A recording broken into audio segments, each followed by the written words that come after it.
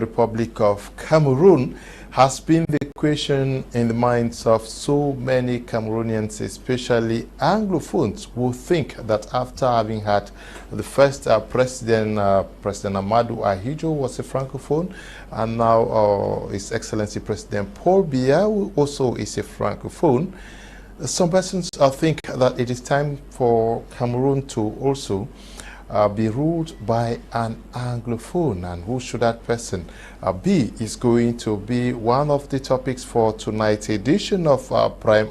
We also are going to be looking at what is happening across the political chessboard of Cameroon, especially following the appointments of former late Senator Mbinglo Njoya by his replaced by his son Seru Momojoya, and Fon V.E. Mokete, who also has seen his son appointed senator after he left and journeyed to the world beyond. So many persons are asking whether those are already signs for a possible political transition in the making. We are going to be looking at what is happening in Cameroon as far as transition is concerned, with panelists who are in the house with us this evening. Good evening.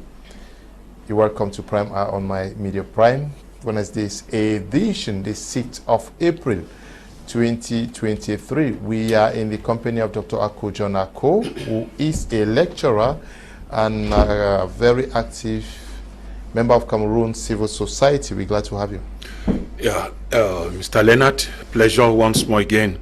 We're here talking Cameroon and issues, political issues that have been disturbing the nation. Cameroonians have been thinking whether the replacement of Ekoko Mukete and equally the replacement of Adamu Damjoya with the son, with the father, the late father, is an indication that President Paul Biya is equally preparing the son Frank Emmanuel Biya to be at the term of the Republic.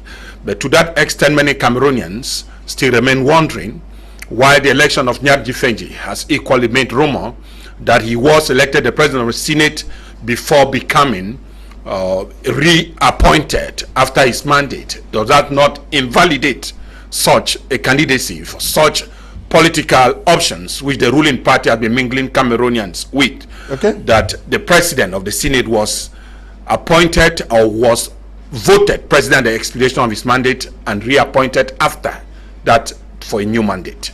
Yeah, it's but a lot of laxity. But just to note that in that situation, they were in session, and everybody who was in session is were members of the old. Yes, it was still eligible. Yeah, but they were in session. Now that appointments and elections have been done, there is going to be another election. Except there will be another election, but yes, if not, we will know that that the ruling party has one more head in justice and maybe has full Cameroonians again. We are waiting to see.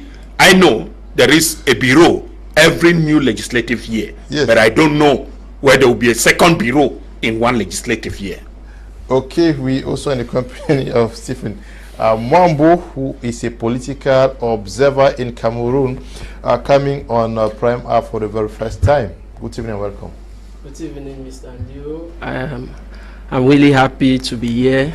I know on several occasions I would have had the opportunity to be here before, but it didn't happen. We thank God for today. So I'm glad to be here to give my own humble opinion or observation about the political landscape of Cameroon. Thank you very much, and I hope as the program unfolds, we will pick one or two things in the course of it. Thank you. We also in the company of Mr. Siaka Shuneh, sitting in for the ruling CPDM party. Today's edition of Prime. Good evening and welcome. Good evening, Mr. Leo. Good evening, Dr. Ako. Good evening, my dear brother. I'm delighted to be here once more to analyze fundamental facts about our great nation, Cameroon. And without much ado, I want to draw the attention of Dr. Ako I know he's a senior critic, a senior political critic in this country, and I know he has a very strong resentment against anything done by the Cameroon People's Democratic Movement, but I still want to crave his indulgence to be able to do fact-finding before making certain pronunciations, because as a matter of fact, he's an educationist and he should lead by example. Okay, we are starting with you, Dr. Ako. John Ako, are we witnessing the putting in place of Cameroon's political future players when you look across what is happening today? Yeah, sincerely, we just celebrated 38 years of the ruling party, again 41 years, some few days ago, of the helm, the President of the Republic taking over as the President of Cameroon. And like you have just seen, nothing is new, but that we have seen a CPDM coming out to tell Cameroonians again that it is a CNU. The CNU, all petitions made before the Constitutional Council were rejected, and the President of the Republic went ahead to appoint. In his appointment, we have a UPCs, the SDF, the ANDP, and the UNDP. Still, who appointed for the ANDP and the UNDP, they are all allies of the majority government, the Buba Bellows, and all coalitions. What was surprising is that what was known as the most feared political party, the SDF party, is sinking. Like you have seen what others have said, is it not a mockery that today the SDF is represented at the Senate with just a single member? To what extent is the SDF still recognized or looked upon as the main or the major political party now becomes history? Secondly, we have equally witnessed that at the time Anglophones were thinking that within the second arm of the government, if Nyadji Feji, where he is as President of the Senate, would have been a rightful position for Anglophones to even equally be elected, even though the elections were somewhere appointment from the disciplinary committee, or what I call the political bureau of the CPDM. It is very shocking again that it did not still happen, but again within the week we have equally seen that in the same appointment we have sons of former senators becoming senators, which is again another worry. That means that political power in Cameroon today is hereditary, and if it is hereditary, then Anglophone Cameroonians might still wait again for the next century or half of a century to even clamor for the second topic that you said, whether Anglophone Cameroonians can be president. I consider it as a mere witch or maybe propaganda from the Anglophone elites and many others who somewhere might love to deviate political opinion. Cameroon remaining a state which we have seen that all together, from Amadou Ahidjo to President Paul Biya, it was stated somewhere and has been made known that an Anglophone will never become president. When the position of the Prime Minister was reserved for an Anglophone, it was tussled, re-amended. President Paul Biya became the Prime Minister, and it was that the Prime Minister will become the head of government and might be replace the President in terms of absence. And it happened exactly that President Paul Biya left, Amadou Ahidjo left, and Paul Biya took power. When it became the time of the present president, the 1996 Constitution, it is equally said that it is the President of the Senate that will take in the absence of the President of the Republic. And today we see it, the Prime Minister becomes just what they call the First Minister. When you watch in places like the UK, that is the mere messenger. And today we have seen our Prime Minister being reduced simply a head boy among the boys. Okay. So yeah, the position. I don't know where he has been reduced to a head boy. I'm just telling you. If you have not noticed, I want to give you an example. Is there a text that says? I have not said the text. The text are saying something else. You say it is written somewhere that an Anglophone will never become president. I said not written. I said it's not generally said that an Anglophone can never become president. Okay. And when we look at the political maneuver, I'm telling you, come to it. If you haven't heard me well, at the time the position of the prime minister was going to succeed the president of the republic, an Anglophone was not appointed there.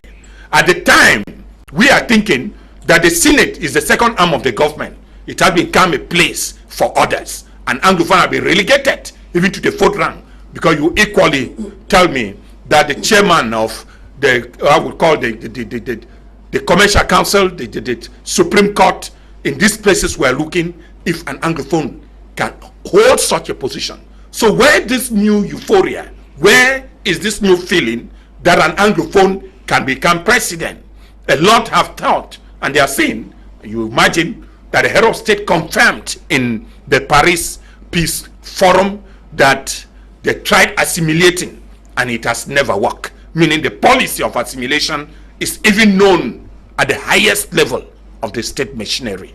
To what extent will an Anglophone, 2 cubes of sugar in a basin of water, become the leader of a nation that is just, they said, entre the dérigeants? Yeah. To what extent? Yeah, but that is the second question. You're talking much. Yeah. I'm talking about when you look across. It is the political we are talking. Okay. The political stand-up, please. Yeah. I'm saying that the political stand-up will review the status of an Anglophone, which we are talking that's today. that's the second topic. Okay, okay.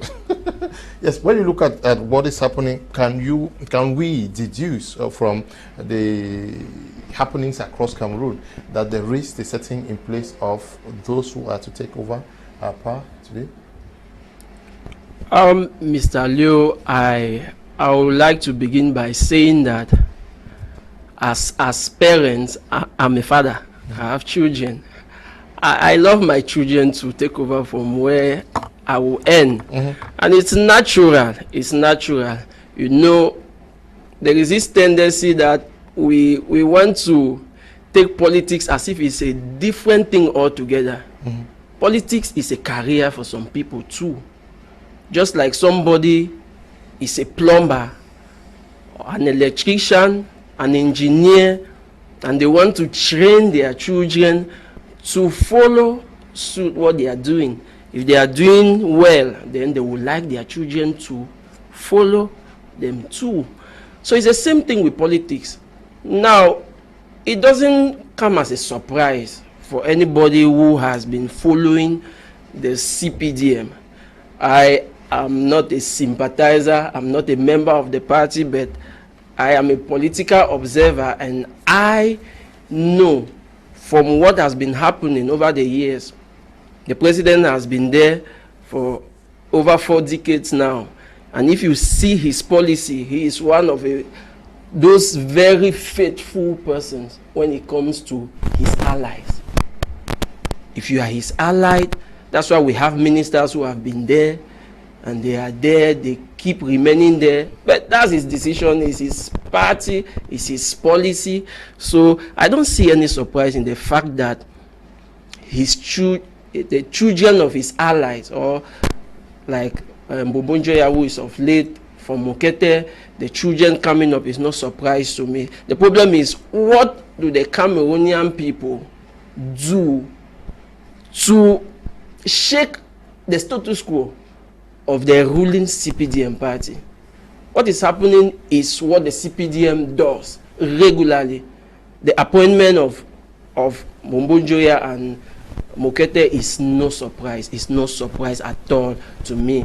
I've been watching and following this regime over the years, and it's the same thing. For anybody who sees it as a surprise, then I'm sorry to say they are really mistaken. But are there signs that are suggesting that there is they're already putting things in place for an eventual transition? Yes, I would like to say that in 2015, when Francois Hollande came to Cameroon, we have this journalist from France 2, I think Gabriel, if I'm not mistaken.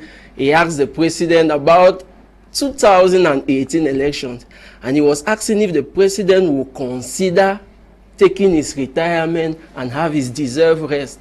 But I love the answer he gave, that 2018 is far off, but the election is certain. there will be a transition in Cameroon. I'm using that to say this. There will be a transition. And Mr. Biya, as well as all those of the regime around him with whom he has been working, are planning and working hard to see that their own candidates, their own persons succeed them. Now, I don't know if he plans that his son should succeed him. So, if I should give you my humble opinion, I don't think so. I know his son cannot succeed him. And I know Mr. Biya is somebody who always likes to dribble everybody. So, probably appointing the sons of former allies as senator, maybe he knows that popular opinion will drive to the thinking that he wants to bring his son to. Well, he may do that, but I don't think that's what will happen. And if it's exactly what he is thinking, then I want to say here clearly that, Mr. President, I don't think that is a good decision for Cameroon and for Cameroonians. Okay. Yeah, Mr. Shuneh, you are a militant of the CPDM party. It is true that the party recently celebrated its 38th anniversary. You seeing, like others, that there are some moves that are being made to prepare the nation for an eventual transition, since nothing is eternal now. Yes, Mr. Leo, I would like to join my voice to that of a fellow panelist who just finished talking. Stephen Mwambo. Mr. Stephen Mwambo, to say that politics is a career. Okay. And you have career politicians. But before I answer your question, I think that when we come here in this public emporium, is to educate and edify public opinion on political affairs. And when you ask questions, your questions are meant to clarify, so we can clarify public opinion. Mm-hmm. I'm coming to my fellow panelists with all due respect, Dr. Ako, who is a machine of blasphemy against the government of the CPDM, that when questions are asked, he should respond to those questions. He should not open a robinet and start pouring in things that doesn't concern the question or the topic that we are treating on this panel. Coming to your question, I would want to tell you that we celebrated our 38th anniversary in pomp and fanfare. And the message from the Secretary General of the Central Committee was very clear. We should start preparing for 2025. That is a politician who understands the raison d'etre of doing politics. As I always say, politics is not a child's play. Politics is not for adventurers. Politics is for people who have decided to build their political status quo and around a political agenda, and to be able to adhere to power and stay there for as long as they can. So we are already preparing to continue hanging in power after 2025. This message should go to all the political stakeholders. Let them be able to mobilize their political parties in a way that they can win. Democracy permits you that if you continue winning, you should win. There is no law or regulation in democracy that means that shows that you have stayed so long in power and you should drop. Insofar as the people continue renewing their confidence in us, why not?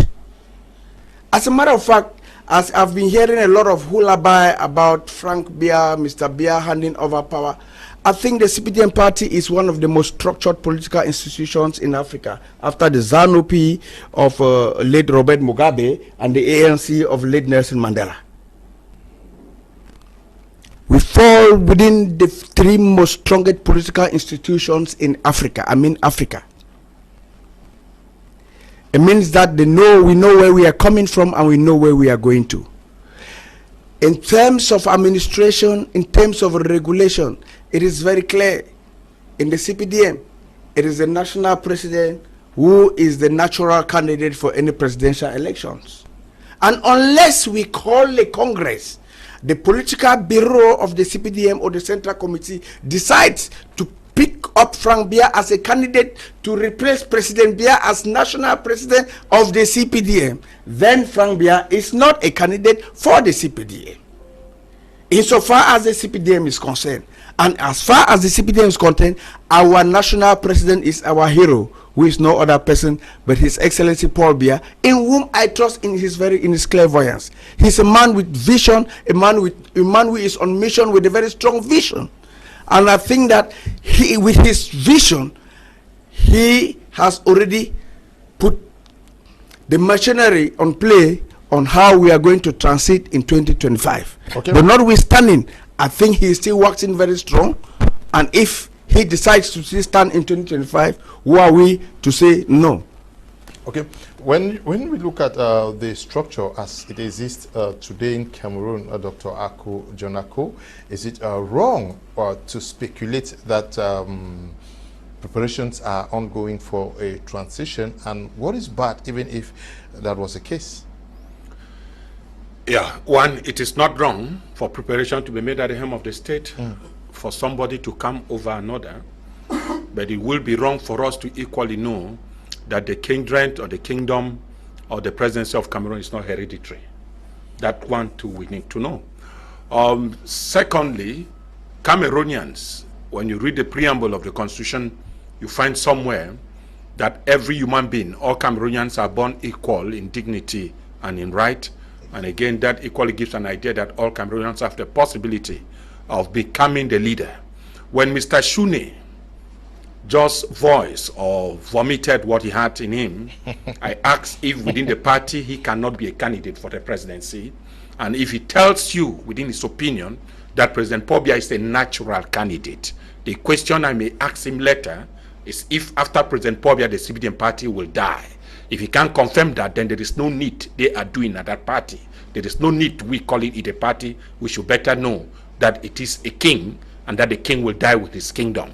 Even when it is a kingdom, we always have a level of alternancy or a rotatory power where children are advised to take over. But when a fellow man submit to another as a natural candidate, it is shocking. Cameroon, I have said several times that Frank Biya, as a Cameroonian, has a mandate to become, he has a right to be the president. But what we have asked 41 years after, what the father has not done, will the child be honorable to do so? A lot of other regimes around the world have equally revised constitutions, and we have been told that the child will never become president. Others have revised constitution to tell you that this region will never become president if the presidency doesn't go round. We are looking at those aspects in democracy which can serve the people better, not the one that can downgrade and denigrate the right of others. When the machinery of the CPDM was put in place in 1984, we are talking today 38 years, we have never seen a Congress where people had opposed to the natural candidate. And so, looking at the setup, the preparations which he said, the chairman of that party said they should start preparing now. Do we need the CPDM to prepare before winning? Mr. Shuneh will answer clearly that we don't need to prepare and that they will win and their winning will continue. That winning, where the linesmen, the referees, where the commission of elecam and members of the electoral board are appointed by the head of state and everybody is answerable to him. To what extent will another Cameroonian become successful if within the ranks of the CPDM, time and again, people are being placed on the list of disciplinary measures and other sanctions and ejected or evicted out of the party for those who have a different focus of who become the leader of Cameroon? Is that not a limiting factor for those who think that they can equally rule even within the same CPDM party? Is there a Congress that has been organized to reschedule or reshuffle the cabinet of the CPDM or the executive bureau of that particular party, or he has all generally becoming by an appointment of a single individual? There is what we talk of absolute power. Machiavelli said, absolute power always corrupts absolutely, and I think it is the situation in Cameroon. If Cameroon need to be better off, is there no other person within the same party rather than family members or relatives to the ruling party, to the ruling family, to become the next president? We have not said the CPDM party should not present a different candidate. We are asking if the choice of hereditary, like we have seen during the CEMAC summit, Mr. Shuneh will not tell me the rank the ministerial rank of the son of the head of state to have sat right after the first lady and even before the secretary general at the presidency. In what capacity was he taking such an upfront seat in such an international conference? There are certain measures which at times we need to get it well, and the message is always loud. When that is a sub-regional economic grouping, and you find a son of the head of state sitting in front of the audience, does the law actually forbid? Let's take the case of Frank Biya, forbid him from taking over from the father if he were to go through the constitutional. I still come to it. I say constitutionally, which is a manipulated instrument and a document that was refined by the CPDM party. There is none of such upheavals or obstacles. But what we are saying here is that the best option for Cameroonians now? What results have we attained with the father that the son will produce better? For us to get to God, we need Jesus Christ. And then the rules of Jesus Christ should be exactly what God has done and what he has said for humanity. What will the son do that the father has not done? But then it gives clearly. But this, I'm simply answering. These are simple speculations. We are talking about transition. Yeah, that is a transition we are saying. I said the Semak summit just ended. You don't need under what protocol rule that Frank Biya will sit before the Secretary General at the Presidency of the Republic. Can Shuneh tell me which position constitutionally he merited to sit in such a position? Yes. What is wrong in preparing for a possible transition? After all, almost everybody is complaining that, oh, these guys are old, they're worn out, we need. What is wrong in thinking that there should be a time, or this is the best time to start planning for the future of Cameroon, but from within our circle, because I don't know what is happening at the level of the opposition. Take the case of the Social Democratic Front, where at some point Nijan Frundi said he could no longer represent the party as a flag bearer and said, okay, Joshua will see. And then he himself has said he made it known to the international and local national community that during next convention, he was going to step aside, which means that there is already that preparation to ensure that there is a transition from power, from Frundi to others. What is wrong in that? Take for the case of Cameroon. Mr. Leo, I want to begin by saying that I first of all made mention here that I'm not a sympathizer of the CPDM. Neither am I a member of any other party. But as a political observer, I notice a problem that almost all the opposition have in Cameroon. I'm not adding a flower on the back of the CPDM, but I will support one of the issues. The CPDM panelist, I'm sorry, I don't know his name, Mr. Siaka, yeah, Shuneh Siaka, thank you. He said here that the CPDM is one of the most structured parties, and I will support that. Even though there are other things he said about democracy, which I will tell him the CPDM should not boast about that. There is practically no democracy in Cameroon. Yeah, the democracy, probably if we should rate it on a scale of 10, it will be around 2.5. Yeah, but the CPDM is very structured. And the difference is that they always make calculations in advance.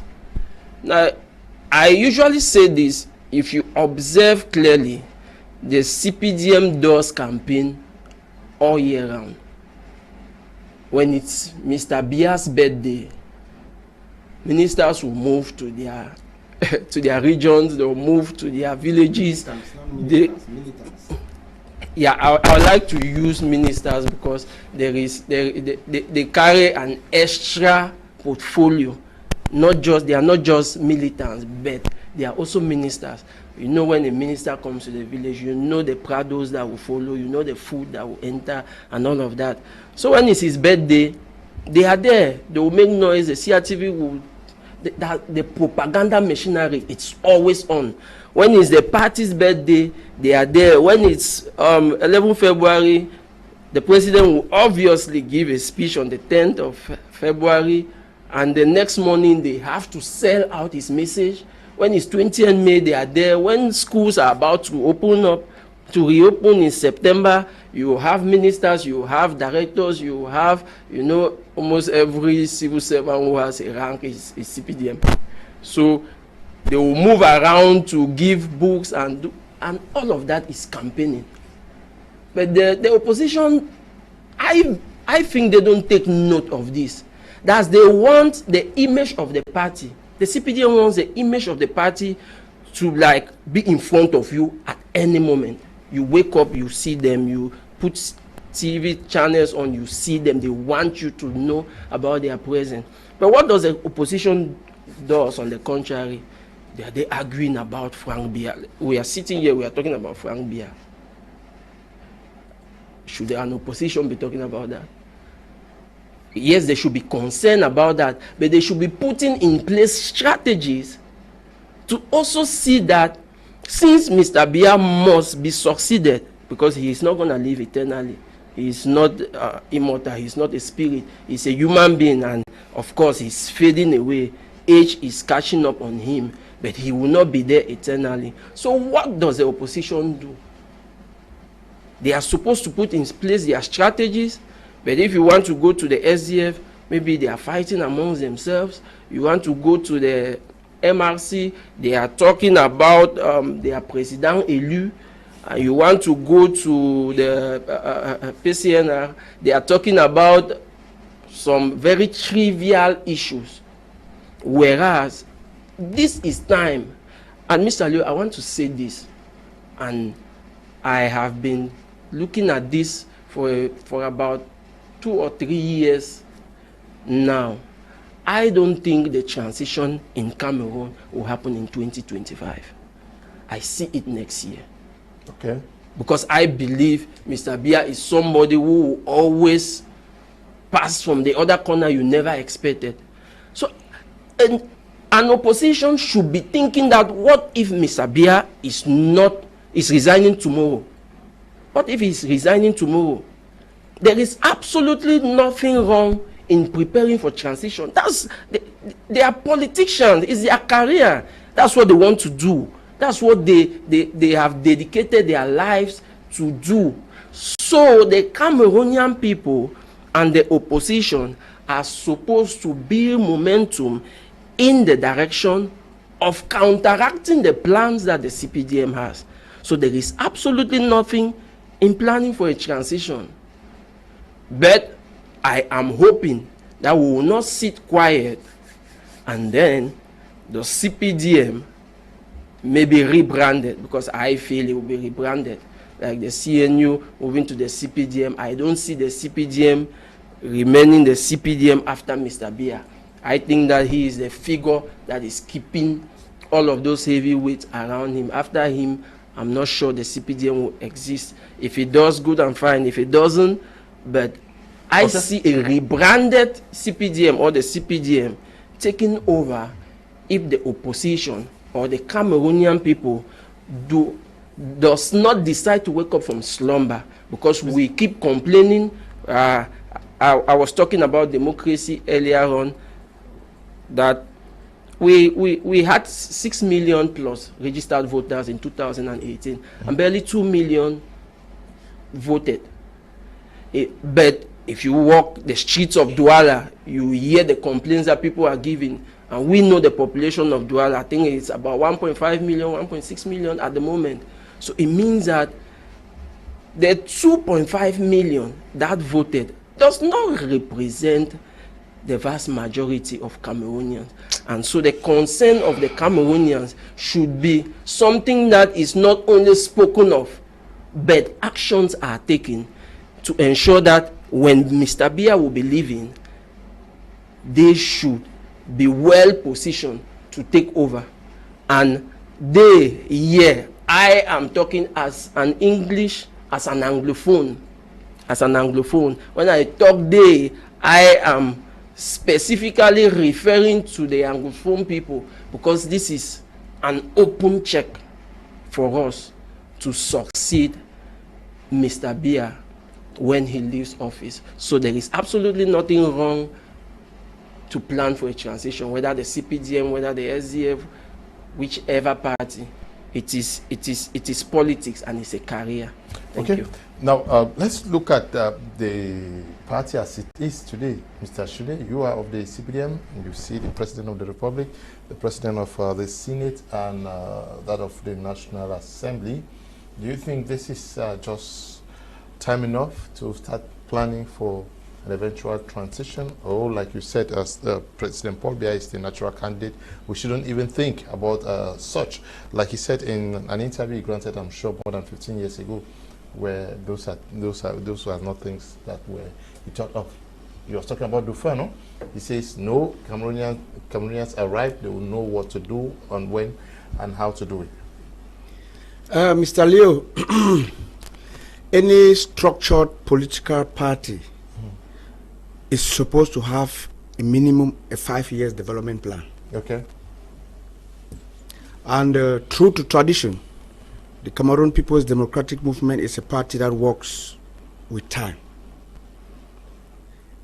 If you follow up the celebrations of the 38th anniversary and the message of the Secretary General of the Central Committee, His Excellency Jean Kweti, he was already projecting 2025. Before I proceed, I want to react on Dr. Ako's intrusions. You know, he is drowned in his euphoria of hatred and resentment against the CPDM and Mr. Biya, that he perceives information with some confusion.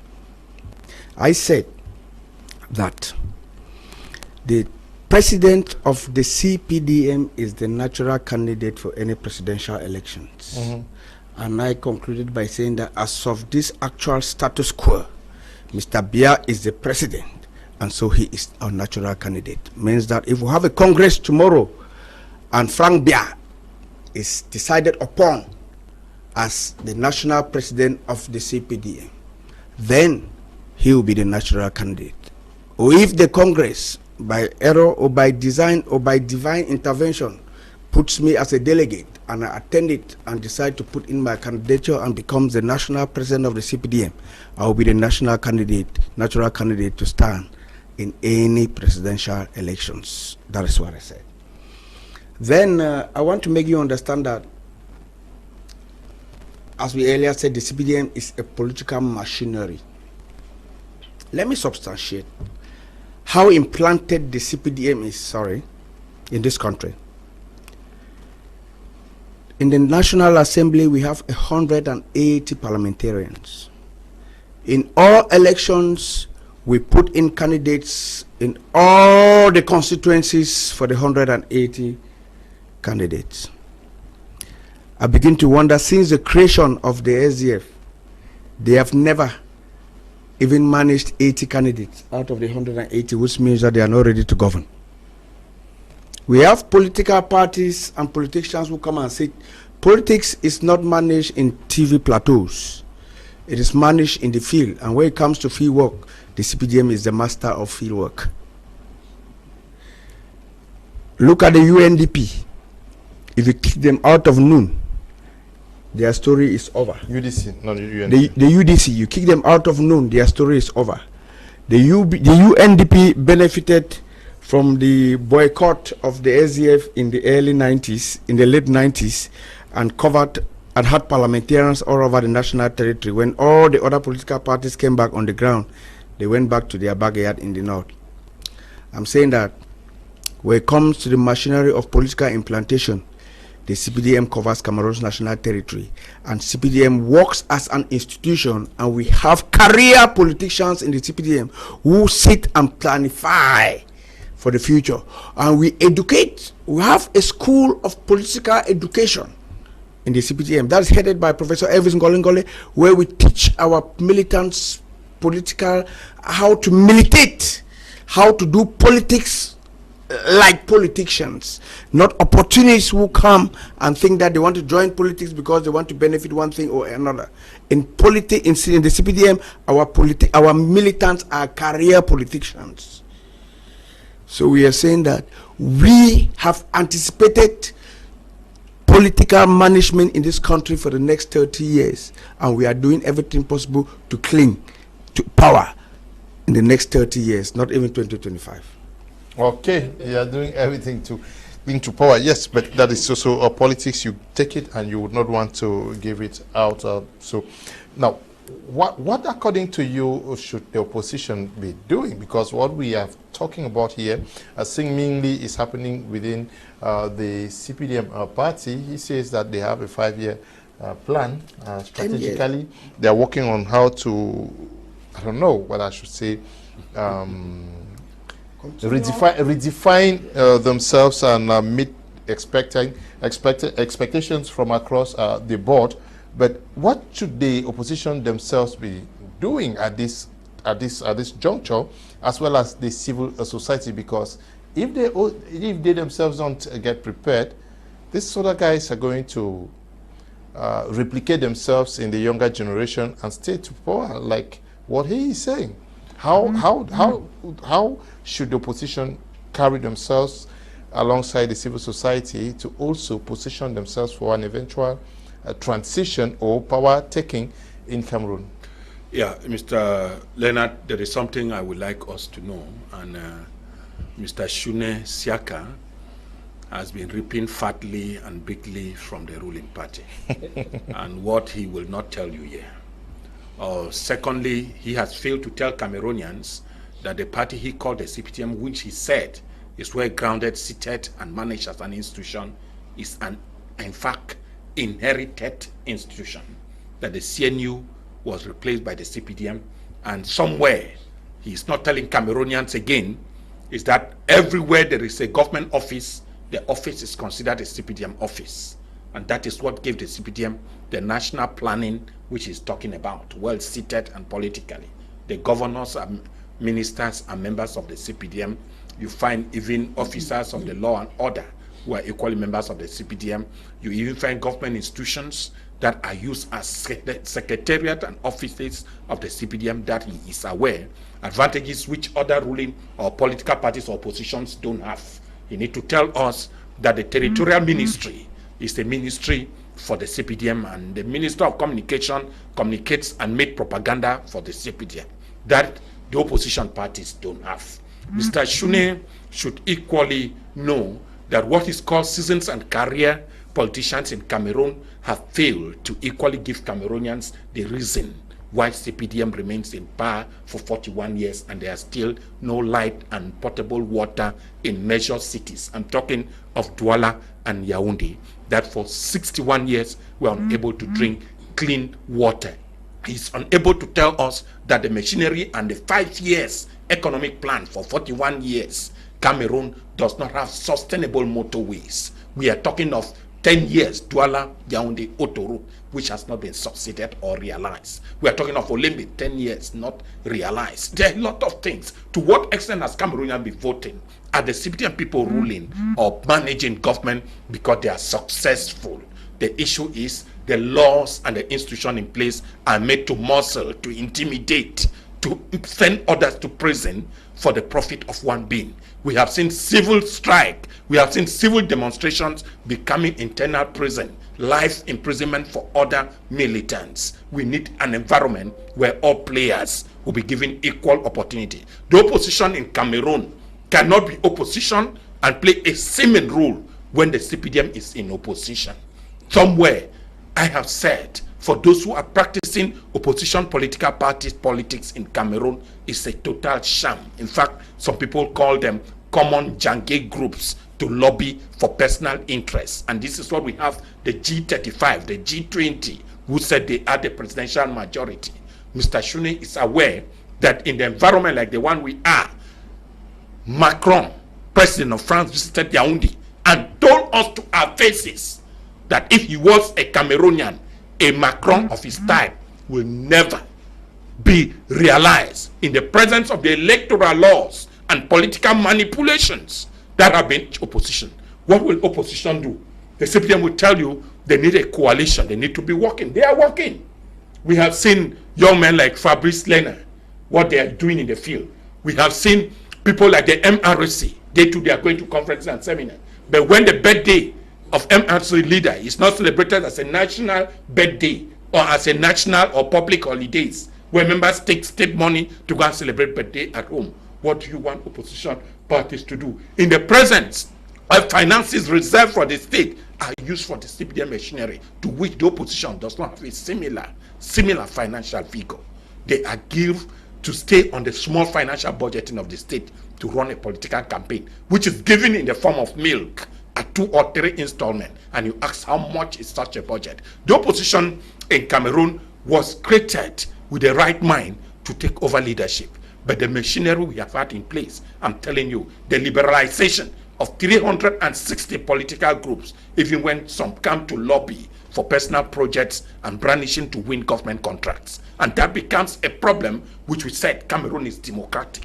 Democracy in mediocracy has never yielded fruits. Those who are today, many called opposition parties, are simply aligning with the ruling party. I am not the one saying it. We have seen it. We have seen last 2018 elections, we have the G20, we have the G35, and we have even a lot of others, group and civil society. When others are sent to prison and others are given a legal document to manifest, I mean, holding a political meeting becomes an act of governance, where there is what we always meet with administrative requisition. Some people, like those who are arrested from their home in Douala and taken to prison. To what extent will opposition, I'm telling you, in such an environment, which is so no. When I get what you are saying, are you saying that there is no future for Cameroon's opposition? I'm telling you, the present regime, that's what I want you to understand. Okay, there's no if the CPDM remains where it is, and Cameroonians where they are, opposition simply remain a rhetoric. And they are simply called to tell the international community that elections or whatever. That's what happened in the senatorial elections. So you mean they should deserve? They might not deserve. Say others have their motives. Oh, if you say, yes, others come from their motives to lobby to the king, and they have formed groupings. You have seen the G20, you have seen the G35, and others have been appointed ministers and others directors from the same G. So this is the use of oppositions now, when others come to lobby for personal gain, not for the interests of Cameroonians. Stephen Mwambo, in the present circumstance that Cameroon finds itself, but you also go with Dr. Ako, who thinks that it's hopeless for the opposition in Cameroon, because the CPDM apparently is well seated, grounded, and has control over almost every electoral mechanism, amongst others. Isalo, let me begin by saying, Mr. Shuneh, I just took note of something while he was talking. He spoke about the SDF, and he was like attacking the SDF party, and I don't think that is right, considering we don't have a SDF member here on set to defend the party.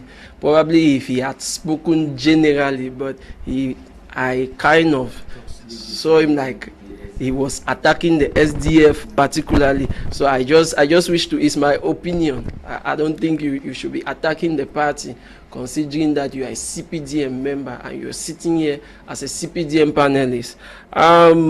Away from that, now you ask, is the opposition hopeless? If I understand clearly, should they be hopeless given that? Yeah, given the present situation of the political landscape in Cameroon, yes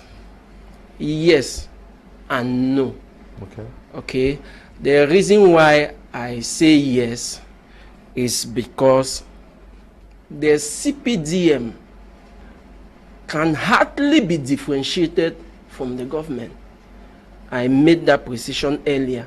It's difficult to differentiate the party from the executive, from the justice system. I'll give you a simple example. The President of the Republic appoints members of Elecam. Now, let's be human here.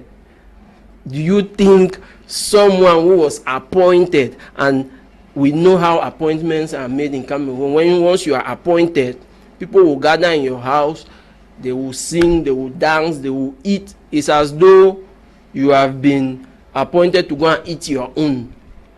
So you have to go and chop your own, and you were appointed by the head of state, where will be your allegiance. It is natural that those who were appointed, and some of them are ex-members of the party. I don't even call them, we should not even call them ex, but I'm using ex here because they are now working under Elekam. But before then, they used to be in the CPDM. So it's difficult under such circumstances. Secondly, we have the DUs, the SDUs. They have a great role to play as far as elections are concerned in our nation. The tallies are made in their offices. They have to submit their own report and all of that. Who appoints them? They are appointed by the President of the Republic. Now, we have villages where voting takes place. In most of those villages, the chiefs, some of them were even put in place by the CPDM. When I say the CPDM, you may say that the DO, but yes, it is difficult to differentiate between the party, the CPDM, and the executive. It's very difficult. In fact, there is no line between the two. That's why I spoke earlier about the CPDM working always to keep themselves in front of the people. With the president's birthdays, the offices are closed because our administrators, our executives have to go and celebrate the birthday of their natural president or their natural candidate. So under such circumstances, I've just cited a few, it's impossible. It's almost impossible for the opposition to take over. But then, politics is a game to win power, to keep power, to maintain power. And if you have decided to get into the game of politics, then you are ready to do what it takes for you to win power. So when parties are created, Dr. Ako spoke there of 300 and something parties. Those parties are created by persons. And I'm sure the aim of creating a party is to lobby for power. So it depends now on them where they want to lobby. Maybe it may be contract as he is talking about, but a political party should be trying to gain power at the highest level of the state. Okay, so being a politician and of the opposition, it is but natural for you to develop strategies to work now towards making sure that you win power. In this case, to topple the CPDM. What does the opposition now have to do? That's why I'm saying there is no hope, yet there is hope. Okay. What they are supposed to do now, I've given you an example. 2.6 million, 2.3 million voted in 2018 out of a population of about 15 million who are eligible to vote. What does the opposition do in such a circumstance? Are they sensitizing the people enough? Are they campaigning enough? Do they have a program which inspires hope in the young persons? Because the majority of those who are eligible to vote are young persons. And they are the ones who don't have jobs. They are the ones who crave for democracy. They are the ones who crave for justice in the nation. Because we don't see that. It's not, there is no justice. Yes, when I say there is no justice, it doesn't mean that there are no places where justice will be served in the nation. But it's minimal. So what does the opposition do to galvanize support behind them? Okay, to help them win power? They are supposed to strategize on that. And I'm not supposed to be the one to tell them what to do. If they are not doing that, then they are not ready for the political game. Good evening, Mr. Liu. Extend my greetings to all the panelists at the studio. Dr. Ako John Ako is speaking our minds. Shuneh Etienne is writing from Fumbat. Hello, Mr. Liu. Congratulations to Mr. Mwambo for his brilliant points. He has a good mastery of the system. Good evening, sir. I'm watching your program from Kumba. I just wish to ask some persons who a Cameroonian is. I went to make a national identity card, having made my birth certificate and having a court birth declaration. I was told to make a Cameroonian nationality, even though all my parents and grandparents are from Cameroon. What exactly is he claiming to achieve in the next 30 years if no one by birth is a Cameroonian? I think you should debate this topic on your platform. Thanks. Raphael Dikana is writing from Kumba. Yes, so we are going to discuss it, Raphael. Oh God, Dr. Ako, you are scientifically excellent. It's Mr. Alo Vincent writing from Santa. Dr. Ako is speaking the truth, okay?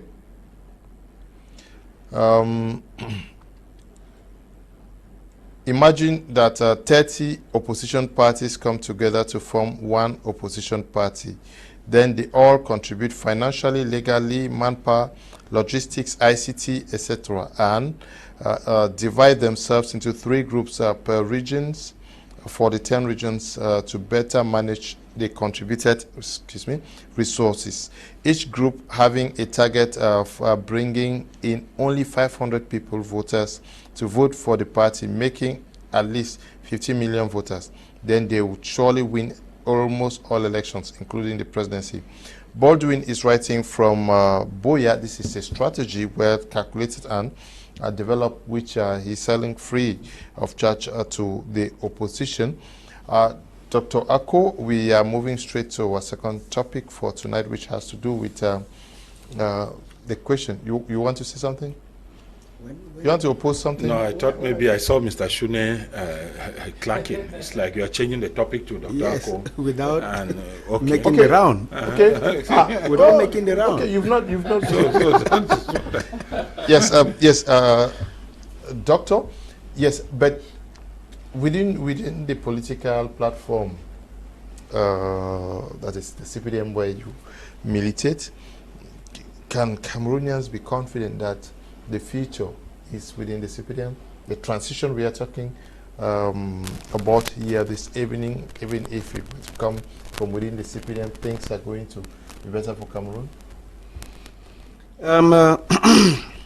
Honestly, Mr. Leo, I'm not saying that the CPDM is a perfect institution 100%. But as of now, the CPDM has the best proposals for this country. The CPDM has the best system of governance that can take Cameroon to emergence in this country now. The CPDM, as of now, is the most organized political machinery that understands the nooks and crannies of this country, and that can be able to bring economic, political, social justice and prosperity to this nation.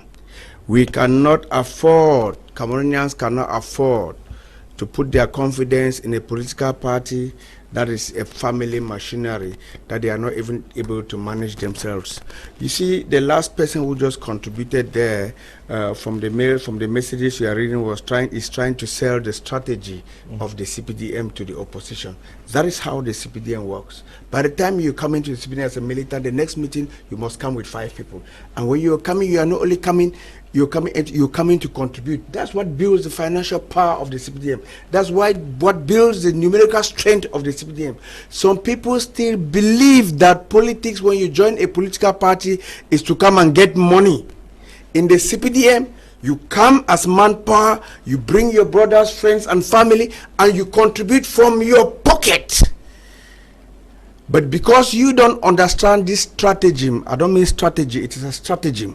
Because you people don't understand this stratagem, we always believe that this money comes from government coffers. I'm sorry, bro, no. It is from contributions. Members contribute from their pockets and they build a strong financial background for the CPDM. They bring a strong numerical strength, and from that we do politics around the year, and that's how we mobilize people, and we are winning elections in this country. But you people continue to claim that we are frauding. The CPDM is not frauding any election in this country. The voter apathy that you are bringing is what is working against you, because we mobilize our militants, they register and they vote for us, and we win elections. And I think that the proposals that we have in the Greater Ambitions Plan of the Head of State for emergence by 2025 is the best plan for this nation. And that's why we are convincing all youths to join us, so that tomorrow, post-BIA or pre-BIA, we are going to take this country to emergence. What I'm telling you now is okay. There is, please, Mr. Leonard, when you talk like Mr. Shuneh has just done as a prophet or a preacher in a temple, you feel like CPDM is a saint. He knows very well that a lot of the declaration he's making right here now are simply made to please those same people who had mandated. Yeah, but he said what we are saying, the best. Yep. You cannot be comparing the CPDM party with any other party in governance which you have never given them opportunity. The strategy is talking about a strategy which others have done, and when you appoint the referee and the linesmen, how will you win the election? We know of the 1992 presidential election, and Mr. Shuneh knows honestly several times where the CPDM has rigged and where they did not, or where they have won.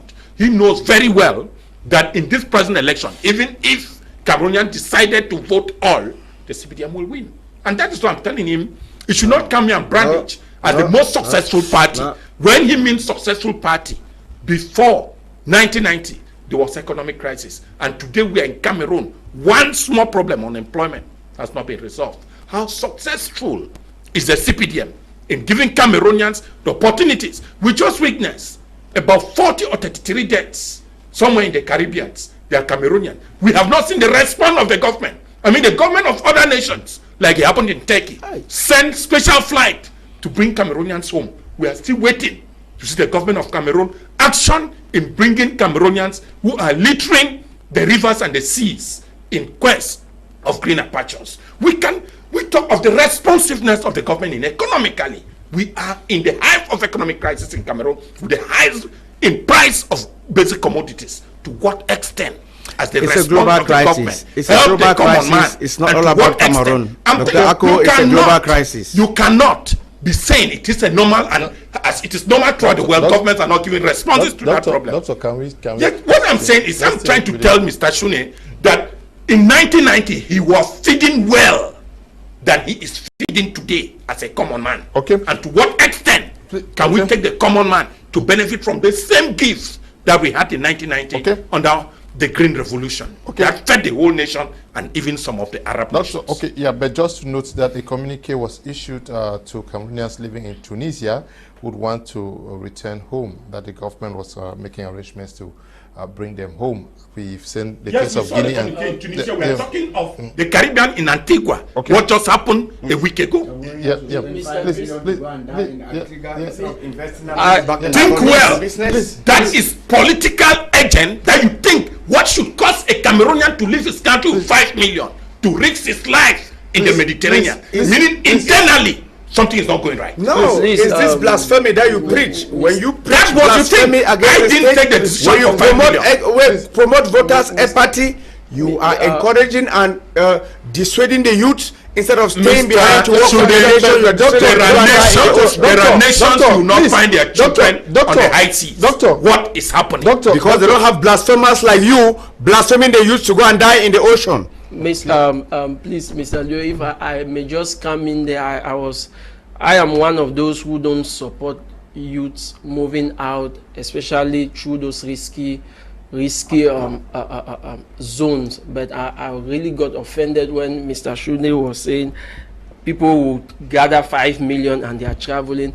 I mean, as a political man, you should question yourself. Why would a Cameroonian gather 5 million CFA francs and yet sees no hope in his nation? When you listen to a blasphemous prophet of doom, when you listen to a prophet of doom like Dr. Ako, those youths are easily dissuaded. Excuse me, please. Yes, a prophet of doom like Dr. Ako is blaspheming, and our youth will not be able to sit and concentrate. They will think that they're going for greener pastures, whereas the heaven that they are living heaven to go and die, and you can see what's happening to them every day. Excuse me, please. I think that just for the memory of those who passed away, your tone is very harsh, and it's a replica of what happens in our country. This tone that you are using here on TV is the same tone that our politicians use. Now, children have died. Parents had to borrow money. They had to sell land and gather. Why? Is it necessary, Mr. Mwambo? Please, you come back. Is it necessary? You will come back. It's terrible that you are encouraging that. I'm not encouraging that, but I'm saying that as a politician, you should ask yourself questions. Let me take the views of our viewers. Let me just round off, please. You should question that. No, you should question that and then try to seek solutions, which means that there is something wrong with the nation. We should make Cameroon. What do you think it is wrong when the government comes out with a project called Page U? Excuse me. Youth will write in projects, they will give them money, and the moment they sign the money, they are into the Atlantic Ocean flying no, outside. there are very few. Do you know what happened with the project Page U? You know the thousands of youths who took money and disappeared, and most of them have died in the Atlantic Ocean. No, and you sit here and accept blasphemous proposals from purported educationists like Dr. Akko? There are very few who took money and please. Mr. Leonard, I don't know why. Doctor, when you made your submission, nobody interjected. Please. We have to move to the second topic. Sir. Yes. Sorry, sir. Hello, good evening, Mr. Liu, and good evening, everyone. I just want to remind the viewers that Cameroon's politics differs from other countries. President Ahidjo stepped down to gain international reputation as a democratic leader, but some still doubt. This issue of power does not interest the Anglophones so much. We are more interested in improving the quality of our standard of living and security in the southwest and northwest regions. Let the Francophones rule for decades. One day there will be a person from the southwest and northwest region to rule. Let everyone remember, in Britain there is a monarchy. Okay, I don't know whether our system is same with what obtains out there in Britain. And now I don't know who to start the second topic with, because almost everybody was talking.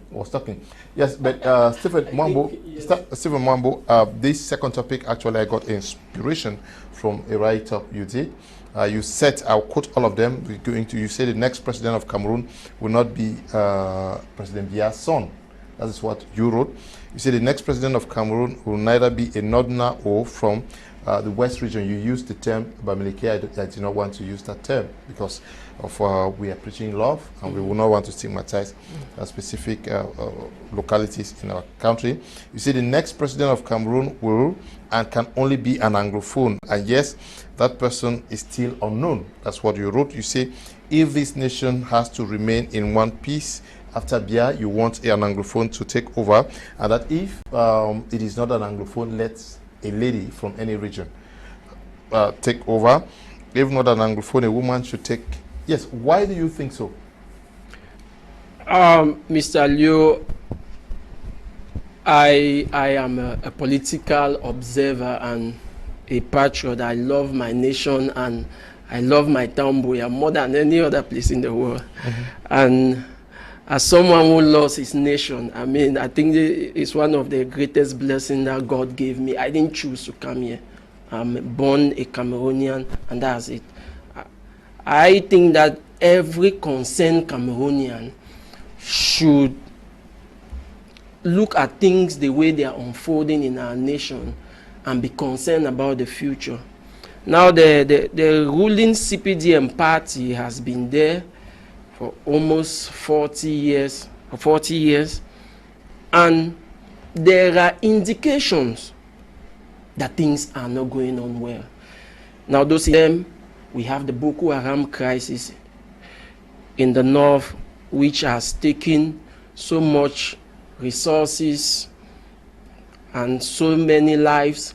We have the crisis in the northwest and southwest, and we have the situations in the east.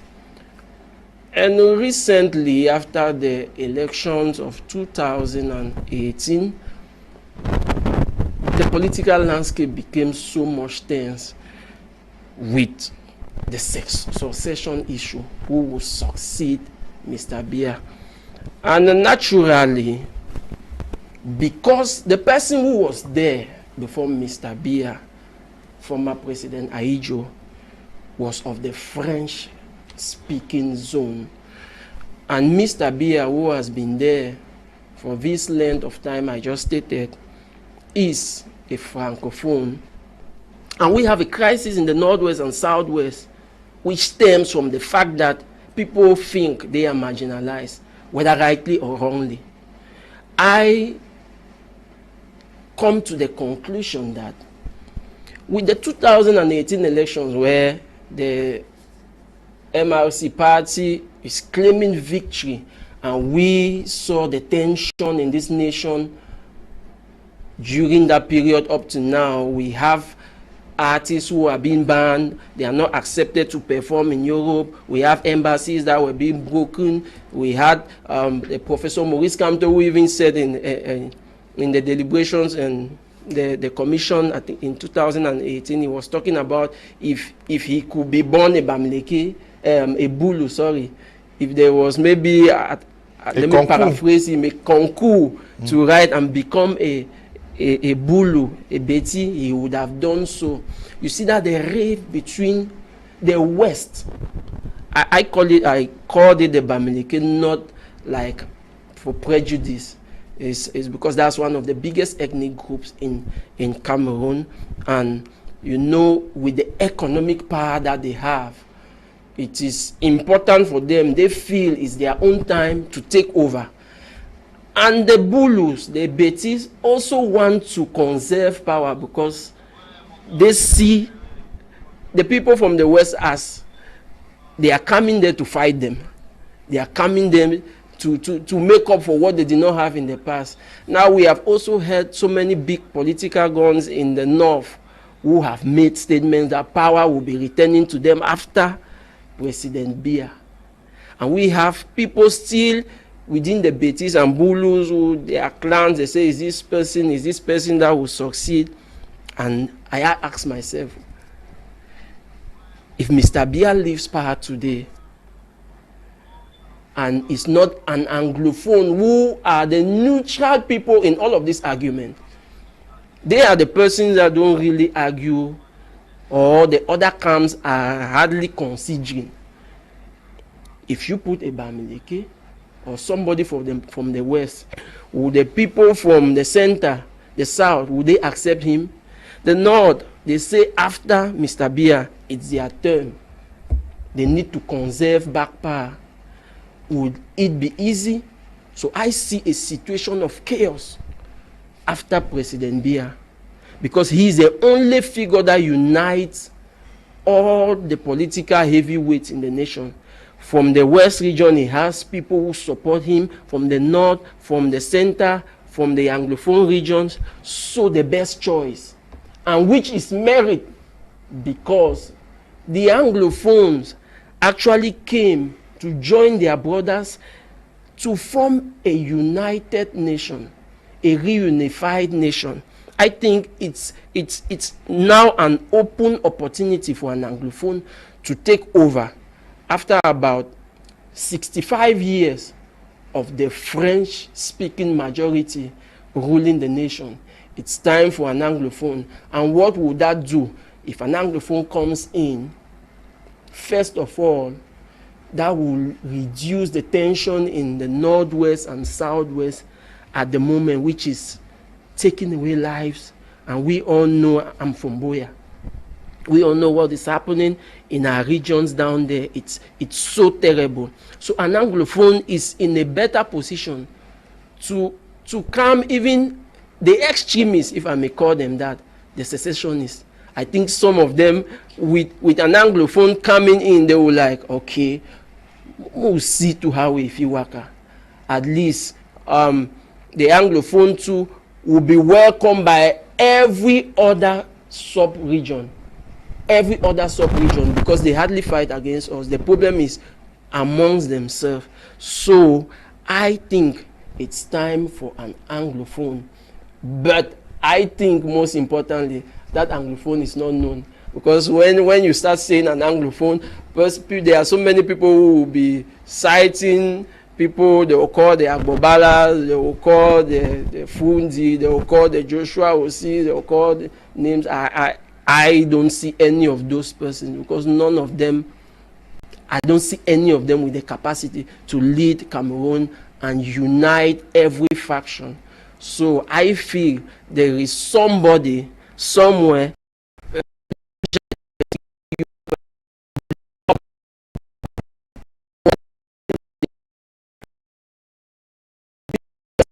a bit level is when Mr. Biya will not be there, because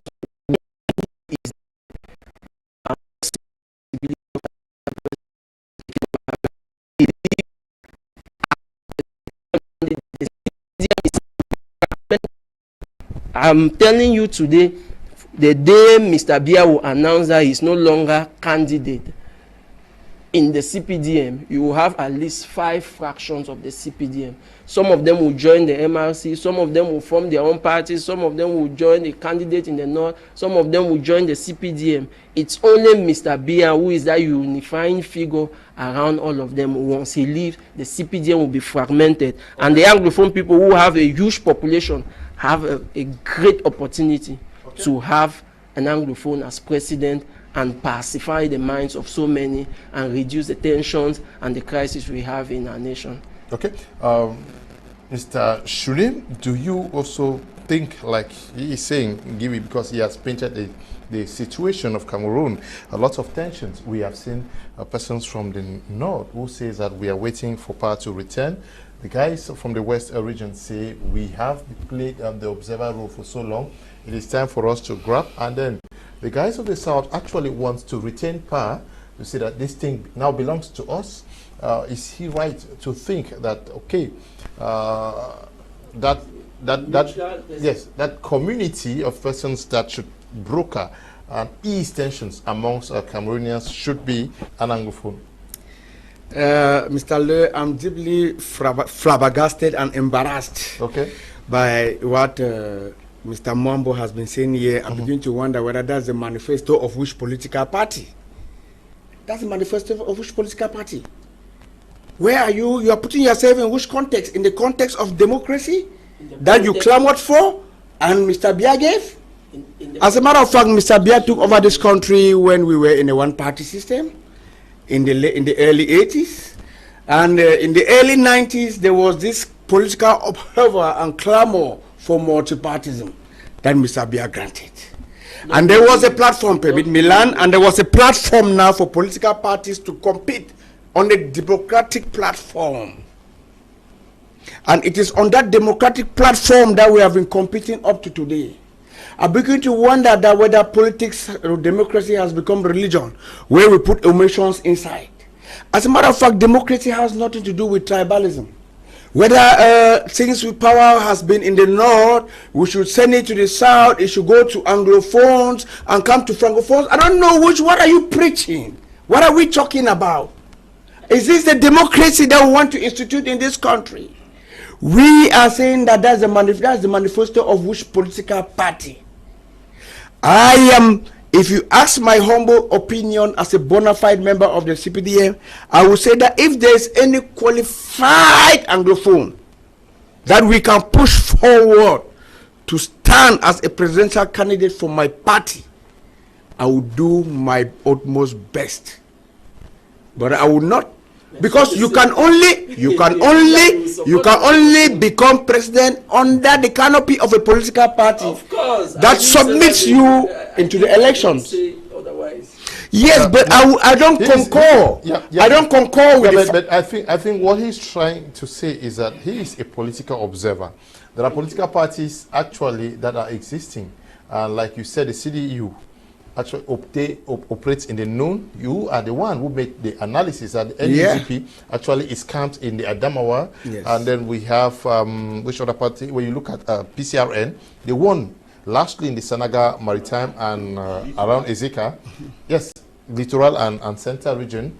And he is saying that, okay, if I were to make a proposal to some of these political platforms, whatever you are doing, consider making an Anglophone your candidate. That is what. Okay, then if that is what he actually meant and said, then it's a fantastic idea. But I was saying that we should not go for an Anglophone because we want to pacify Cameroon. we should go for an Anglophone who is competent and ready to lead this nation. And I say that I still fall within that context of the fact that if I had the powers to convince my party to submit a candidate who is an Anglophone for the next presidential election, it will be my utmost wish and desire. But the bottom line is that we need somebody who can unify, pacify, and bring this nation on a platform whereby we speak one language, bring development from north, south, east, and west, and we should not promote ethnic division. We should not promote tribalism. We should not promote that he has appointed, not because they won election somewhere, but because he wants to make concession. There is need for peace. Nous sommes devenus les mendiants de la paix.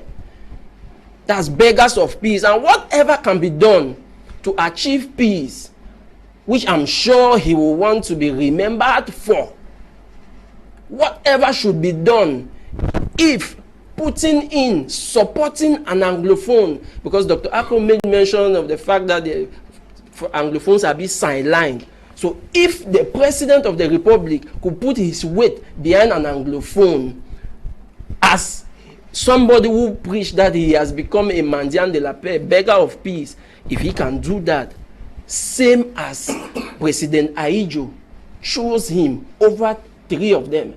He chose him because he saw that he was a better leader. Then if he can do that to the Anglophone community, I think the nation of Cameroon will experience healing in another form. Good evening to all of you watching us. There is land that somebody is writing to me that he has lands for sale around toll gate in Tico. We all know the area, toll gate area. Yes, so if you if you want land around toll gate, get to me, I'll connect you to him. But please, I'm doing publicity for you, so if I say the land, I will get my commission. I hope so. I'm a broker. Okay, you're a broker. Yes, let's look at this issue. It has been coming, and many persons, the more and more are talking about the need for an Anglophone. President, we saw Barrister Agbubala talk about it. You are writing about it, and a host of others are talking. But we also have some frontline, I don't know what I should say, Anglophone elites who are shying away from it, but sending this image, this message through other persons, hoping that it works in their favor. I know. Yeah, it's not like it works in their favor. Yes, Mr. because Leo, we know of so many there are a lot of Anglophone elites with presidential ambitions, but they are not coming to the fore. Are hoping that persons like Mwambo and play the role of, is it John the Baptist? Yes. Yes, what I'm saying is a lot will act like Mr. Shuneh. Okay. That at the first sight, when you mention it, they are frightened. And then not to get their party hurt, they turn around to defend it. Then objectively come later on, they are okay with you. That is exactly what a lot of those CPDM elites, he knows what I'm talking about. So I don't speak behind, and I always hate when you present as if you are not one. There are a lot of CPDM people, like he had just said, he spoke as if his opinion, but it's a natural wish that he is thinking that CPDM party, it is time to taste an Anglophone as a best leader. He's not depending on any ground. There is nowhere in the world that when laws are made, the laws are not democratic rules. Democracy equally entails that there is sharing, and like Mwambo said, concessions are made rightly. You have in a place like in Switzerland, that it is said, nobody comes a president in the same region twice. Meaning until it has gone round, nobody will come again from that region. It is democratic. You go to some villages, even in Cameroon, when the next chief is coming from the uptown, the other one will come from the down quarter. And it is still democratic. And all of them that we have as candidates are competent. So today, if 61 years or so after, Cameroonians are clamoring, one, an Anglophone, when you ask equally some Francophones, they will tell you that they believe sincerely that if they had had 2 as president, there's a time to try an Anglophone. Because they are convinced that an Anglophone can do better. Some have even quoted the example of the Anglo-Saxon example in Africa, that Anglophone nations are more successful than Francophone nations. Is it not time for them to benefit from the wisdom of Anglophones they have had or tampered to close or tied up for the past 60 years or so. And a lot are thinking that even the Prime Minister, head of government, and many from the CPDM ranks who are Anglophone can be chosen as the next candidate to take over the CPDM elections in 2025. Others have equally said, why not? Even when Mwambo said people like OC and Bala are not qualified, all Anglophone Cameroonians are qualified. Qualifications at times does not come out of office. It comes with the responsibility that encumbrances you in a particular office. And everybody, after a particular age, is capable of ruling. It simply depends on the type of team you have. After 60 years or so, an Anglophone as president in Cameroon will not be too much. Meaning, even if today it is decided that in 2025, all the political parties going in for elections should choose an Anglophone as their representative, it will not be too much. It is still a general consensus, and it is a concession to give so that Cameroon can receive a new touch, and we see where Anglophone Cameroonians will take us to. Cameroonians have been dipped into mud and dragged into a lot of disgrace with this La Francophonie era. And looking around Africa today, that France is no longer, and even the French language is not too welcome. Why not accept an Anglophone at the helm of the state, where we have opportunity to enjoy the bicultural heritage of English and French and English education, the judicial court, we mean the civil court system, and the common law system. Is it not equally possible for us to try the common law system? Why not becoming a national system if the others can accept that having common law where you are presumed innocent before judged guilty, or rather the one that you are guilty already before proven innocent? So these are some of the mix up within a system which others are thinking. We have seen Gabon moving to number 10 Downing Street to beg for a membership in the British Commonwealth. We have seen places, countries like Rwanda and others are thinking that becoming an English nation will be more of a better nation than others. And so it is time for Cameroonians to sit equally. Why not make even a parliamentary law that the next 2025 election will be judged between Anglophones? Some of us might equally have the possibility of why not presenting our own self in whatever level to see if we can lead Cameroon. Cameroon is blessed, but when you talk of the majority, at times Mr. Shuneh knows that the CPDM majority might not mean that the CPDM is right, and that's so they have the machines and they know what they can do. We are simply pleading, why not that the Francophone Parliament, which is majority, should see into it that there's a need for us to give them power. In Canada, there are a lot of those concession mates where there are more of majority. In fact, Cameroon is a signatory to the indigenous rights. That's what we have in Douala. Indigenous people have a right. So the minority too have a right. There is a law on the minority right. So how can an Anglophone become a leader in a majority Francophone system? So we should equally give equal power sharing, political power sharing, so an Anglophone can become the next leader. Yes, we have had a lot of those exchanges with somebody like Barrister Agbombala, whom I think it is brilliant, and why not, if a lot of people can endorse that platform, it can take us further. Why can Anglophones even not come, whether in the CPDM, in the SDF, in the UNDP, to say it is time for an Anglophone to be the candidate of the next presidential election? Let's see how it goes. Give him a trial. I have even begged that give an Anglophone just a single mandate, and let's see where Cameroon will become. And we are proud of what we are saying. Just a mandate. Cameroonians will understand that there is a difference between the English language and the French language. Okay.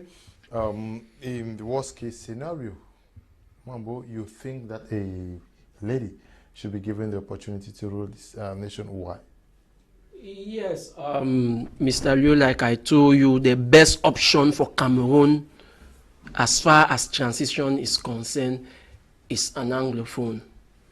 Now, I want to say this. There are about 250 ethnic groups in Cameroon, and most often we group the Nordics under one zone. We group the Bulus and the Betis, and then the Bamileke, and then we group the people of the English-speaking zone as the Anglophones. But actually, we have tribes there, about 68 of them, if I'm not mistaken, which means that these are people from different corners. But the French system sees all of us as one entity. And this is because we have our specificities. And I will say that because I've lived in French zones. I used to work in the chantier. I used to build. And I know how much our French brothers can trust the Anglophones or the Bamileke to do their work compared to their Bulu brothers. They believe that we are more hardworking, we are more trustworthy. If they buy 10 bags of cement, you are sure to work. If you take monies, you work, you deliver. They know that we deliver. They know about that. And considering the situation of the nation, like I said, we need an Anglophone. We need an Anglophone. Not probably one from the CPDM, because I don't see a leader in most of them, except that the what do I say, the shade of the party still covers them as of the moment. But in the worst case scenario, I think a woman from wherever would calm down minds, because I don't see people fighting a woman, political parties fighting a woman like they will confront men, because we are Bantus, we are Africans. There is that tendency for respect for the elderly, for respect for women, for love for children. So if a woman should come in, that is in the case where we don't have an Anglophone, say from the north, from probably the center, you have a lady who comes in or who is presented as a candidate with a good manifesto from any political party, there is that tendency that people will say, well, even the army and all of that, they will like, let's just give her some time and let's see what she can do, because all of us come from mothers, and there is that tendency to be sympathetic towards mothers. So in the worst case scenario, where we don't have an Anglophone coming in at the helm of affairs in the state, I will propose a woman from any region. Yeah, that's my observation and my opinion. Okay. Now, from within the CPDM party, if we have to strike the balance, because he's talking about concession, and the CPDM party also is found in all the tribes in Cameroon. How do we strike a balance where almost everybody feels belonging to who is going to be leading the nation? Yes, Mr. Leo, when it comes to global leadership and public management, the Anglo-Saxon system has always thrived and is the best. And but in political dispensation, you have parties with their manifestos. And I think that the CPDM is one of those parties in this country that works with concessions. Before I come to your question, let me give you an example of a concession. I think that the appointment of Ekoko Mukete, the appointment of Mbombo Njoya, the appointment of, yes, these two, they are political concessions because their fathers were great allies of the CPDM and great allies of President Biya.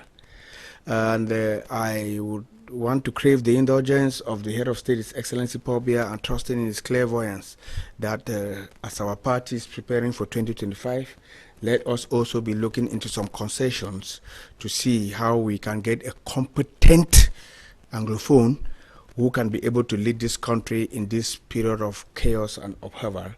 Notwithstanding, I still stand strong and stay strong to the ideals of the New Deal government, that I know that the leadership of our party, the political bureau and the central committee, they know what they are doing, and what they are doing is for the interest of the party and for the interest of Cameroonians, and that when time will come that another candidate is required, I think whatever the decision that they take will be the best for the interest of all Cameroonians.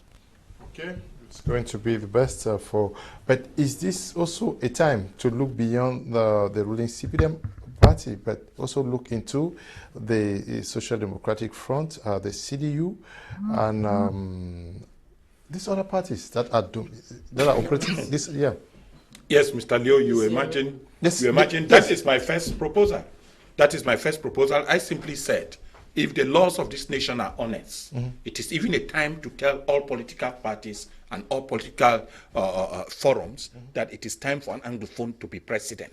Whether female or a man, we need to find a Cameroon where we can manage the present stakes and give flight to that part of the Constitution that said all were born equal in dignity and in right. And it is not because we are a majority that we keep on trampling on their own rights, we keep on marginalizing. So at the level of the CPDM, why not the civil society? So somebody too can become a candidate without even having a political backing. The CPDM can even pick somebody who is not even a member of the CPDM to appoint him if they think such an Anglophone is competent. Whether from international organization, we have them a lot who are equally abroad, why not bring them back and get them into such a position? An Anglophone becoming a leader in Cameroon will mean a general concessions for all Cameroonians and will mean reconciling and pacifying what has been happening in the nation.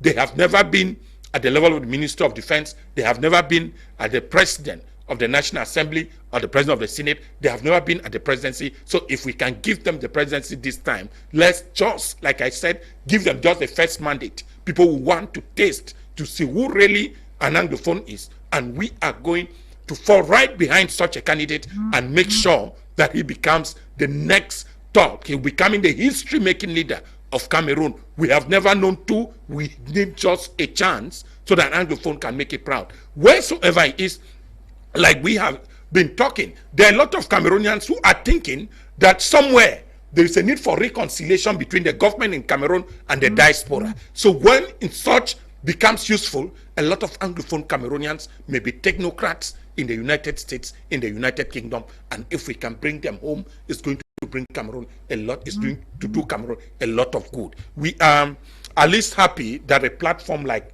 yours today can let us even air out strongly. There are in some platforms, they are not even allowed to talk. Even in some companies, Anglophones are relegated at times even to the next, the fourth round. In some places, you don't even find them as directors because they are assumed to be servants. So bringing a leader as a president of the republic might solve a whole lot of political, economic, social, and cultural problems in Cameroon. I believe very strongly in the philosophy that 60 or 62 years is too old enough and that there is time for an Anglophone to be a leader, whether male or female.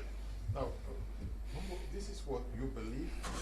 Dr. Ako shares your opinion, and he also thinks that even within the CPDM, an Anglophone should be projected to be the next president of the Republic. But so many persons are talking about this. The question is, those who have been posting or posing as the big guns in Anglophone politics and elites, they themselves, why is this not the time for them to start saying that we want to, I want to? Dr. Christopher Fomunyu, what stops him from coming out that I want to be the next president of Cameroon? Barrister Akiremuna, we hear him talk a lot about, it is true that he joined forces with Professor Maurice Kamto last time. Why don't he come out openly and say, please, it is time for Anglophones to rally around me and present me as their candidate? Why can't we see Edith Kabangwala coming out that, okay, I want to be that Anglophone candidate, Agbo Bala, and a host of others? Why don't they actually start making these intentions? No? Yes, Mr. Leo, I think the first issue we have, let me begin with the CPDM. The Anglophone elites who are in the CPDM. I think the first issue we have is what I spoke earlier when I was answering to Mr. Shuneh that there is no democracy even at the helm of his party. I can authoritatively say here that he cannot stand in a Congress and nominate himself as candidate. That's when they sit to nominate the candidate who is going in for election, to say that Mr. Leo, I nominate Mr. Leo. If you say that he knows what will happen, the natural candidate is President Biya, and he has the vision together with the people around him. So even those, our Anglophone brothers and sisters and parents who are of the CPDM, they really have little to say. They cannot, and I repeat, they cannot stand to say, I want to stand as the machine of the CPDM will crush you. That's, you'll be, first of all, you'll be sanctioned because you have gone against the party. So the party, the big gun, the central committee should decide that, not you. So the Anglophones, elites who are of the CPDM don't have that power. Now, with respect to those of the civil society, for instance, there are many of them whom I will say, especially with the Anglophone crisis that is going on, probably things have calmed down a little as far as we are talking now, and we really thank God for that. Like I said, I'm from Boya. I travel to Manfi and other places. Things, you go to Moyuka and Moya down there in Kumba in the northwest, things are a bit better. It's not the best, but we thank God for the calm we are enjoying at the moment. But the crisis has put a lot of fear in the minds of so many, and some of those persons, they are willing, and they even want to dare, but they are asking themselves, okay, I am there in Europe, I'm there in Yaoundé, if I should talk, what happens to my family? Those poor parents, relatives who are in the village, probably they will be targeted. So there is that fear, and they also fear the CPDM machinery, because they don't want an opposition who carries the mandate of the people. They will do whatever they can to make sure that that power, you don't enjoy it. And then thirdly, there is their general apathy. For even the young people like some of us seated here, I made mention of the fact that 2.3 Cameroonians voted. So there are very few who are willing to take that risk to get into the game of politics, because politics here is dirty. Politics in Africa is dirty, it's ruthless, it's pure Machiavellian tactic that happens here. So those young persons, those elderly ones, those who even have money, they have built up a career for themselves, and they think that they can really give out something and serve the people, especially of the Anglophone community. They are like, it's so dirty. Maybe it will have to do with blood killing, settling of scores, and they don't want to dare.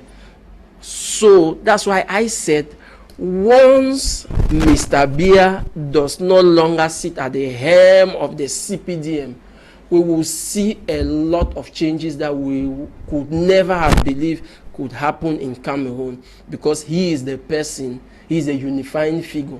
Once he will not be there, I bet you even our Anglophone elite who are of the CPDM, some of them will come back and say, well, people will see, say, may we too. But as of now, if you propose to them, they'll say, no, President Biya is their Messiah. He is the Jesus of Cameroon. But once he will not be there, I think you will see some of those persons. Okay. So that's the situation we are facing. That is the situation in which we find ourselves. Okay, we want to say thank you, Mr. Shuneh, for coming. Yeah? We're out of time.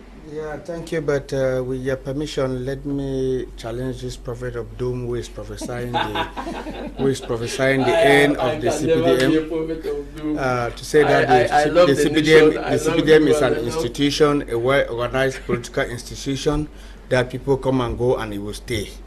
So where you political prophets of doom prophesying the end of the CPDM after the damage of Mr. Biya, that's a certainty. That's a certainty. But we are sure that one day, and I'm sure you know that. But I know so very well that with the institution that I joined is the one that will stay forever and ever. And I think that the future of this country, or the future of politics in this country, is based on our political education, and we should discourage voters' apathy in the youth, and we should stop telling the youth that the Machiavellian policy that you are talking about did not happen in Cameroon. it happens somewhere else. If you want to transport it to Cameroon, okay, good and fine. But I'm saying that there is no Machiavellian implications in our Cameroon politics. In the CPDM, we are free and fair, and I think the atmosphere in Cameroon is a free and fair one. People who are not able to ascend to power through the ballot box, they use Machiavellian ways to discourage others from joining the political game. The force of the CPDM is their power of mobilization of funds and manpower, and I think that if all the other political parties can emulate this example, we will have a good balanced political system in this country, and our democracy is going to grow from step to step. Thanks indeed. Okay, thank you too for coming, Dr. Ako. Yeah, Mr. Leonard, it's a pleasure, yeah. But I said it's good to respond to Mr. Shuneh. At times when we talk, we should avoid talking with our head. We should talk with our minds. He knows very well that President Paul Biya coming to power was not through the ballot box. He knows very well that the CPDM was not created. It took over another party. And so it changing after should not be new. The CNU was not CPDM. And so the next generation Cameroonians, I'm happy there is a possibility, that Cameroon will be better. And we are now talking to create a new Cameroon elite. The fear of the present generation is that the new elite should not grow. But when that time comes, us as a new elite will overcome all obstacles. We want to thank you all to time off to watch today's edition of Prime R. Desmond and Eli, thank you to all of you, and to you, Tabi, Tambe Bryant, for supervising what we're doing out here. Stay blessed. Bye-bye.